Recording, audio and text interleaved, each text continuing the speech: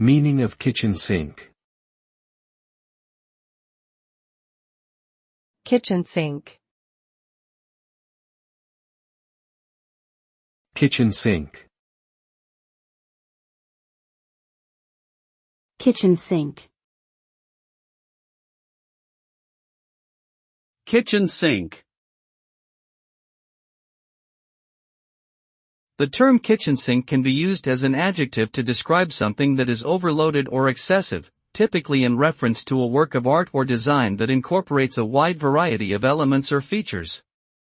It can also refer to a type of software that includes every feature imaginable, regardless of whether they are necessary or useful. The term comes from the idea that everything but the kitchen sink has been included in the design.